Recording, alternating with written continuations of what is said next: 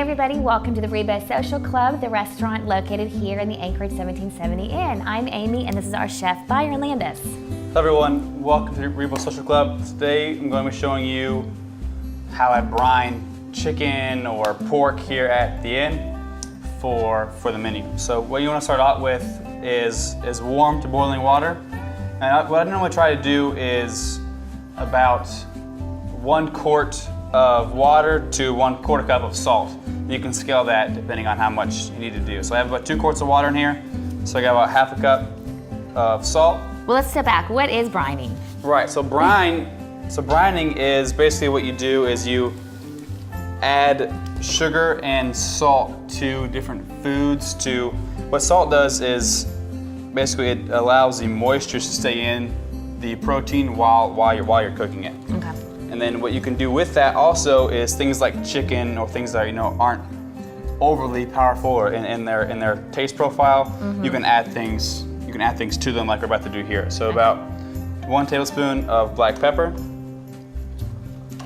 And then what I like to add is thyme leaves,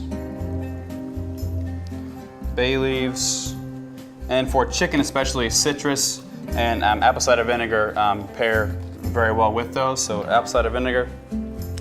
And so the whole theory behind this is it just makes it juicier. It holds in the juices. Right. So when you go to eat it, you're getting a big juicy piece of Right. So the same thing when you go to eat like the fried chicken or something. If it sits for too long, it can be extremely dry and just not good. So what this allows for, it allows you to be able to still cook it thoroughly, but the juices, when you cut into it, the juices will literally run out. But are you cooking in this or is it sitting in this? Right, so no. So this is basically just to sit in this. So we'll let this basically squeeze our citrus in here. Basically, all you want to do with this, you don't want to cook it down because then it can get salty. All you really want to do is you just want to let this kind of come together, let the salt and the sugar dissolve, and then we're going to add ice to it. And then once it is completely cooled off, we will then add our proteins. And for chicken, I like to do about 4 hours in the brine, and for pork about 6 hours. Okay. We used to, we probably still do, brine our turkey at Thanksgiving. Yeah, and we put it in, we get a big disposable cooler and let turkey, it sit overnight. you can use the same thing for turkey. We just need a little more than 2 quarts of. Yeah. And it is the juiciest turkey the next day. All right, so all we're doing here is just letting this kind of come together, letting it dissolve, and once that happens, Smells good. Once that happens, just cut the heat, and then we're just going to add. So you want to add half the amount of, you want to add equal parts ice to your water. So basically, ice melts by about half. So really, you're adding about another quart of water just to get this cooled off. All right.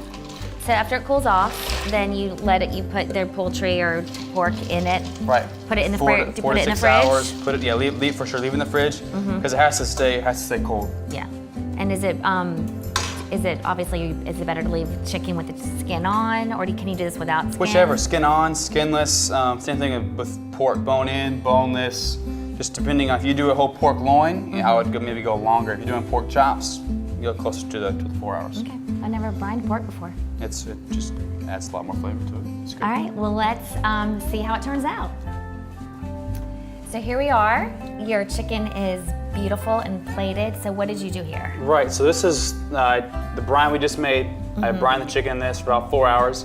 And then currently on the menu, I have it with Hoppin' John, which I use a Carolina Gold rice and Sea Island peas, both heirloom grains from Anson Mills. And then on top we have it with some mustard greens, and then I went ahead in preparation for is pan-fried chicken with like a cornmeal breading, and then I have a bourbon red-eye gravy.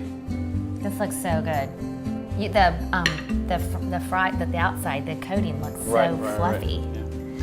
Yeah. Okay, so we are going to pair it with a Sauvignon Blanc from New Zealand. It's very citrus, grapefruity, citrusy, yeah. I thought that would be a good choice. Do you agree, or? Yeah, I think so. Okay. All right, well, let's taste this. I actually have already tasted this a lot because it's my favorite thing on the menu, and every time I eat dinner here, I order this, and he comes up and he says, did you order the chicken again? But it's so good.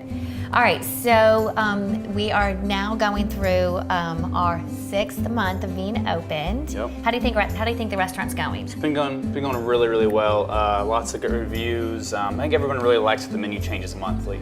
I think that's a big draw for people to keep coming back. We have a lot of repeat business, and no one's ever mad if their dish isn't on the menu anymore. Everyone's kind of excited about it. The menu is limited, but because it changes so much, it kind of makes it fun and always something new to try. Right. This is so delicious. It is so good.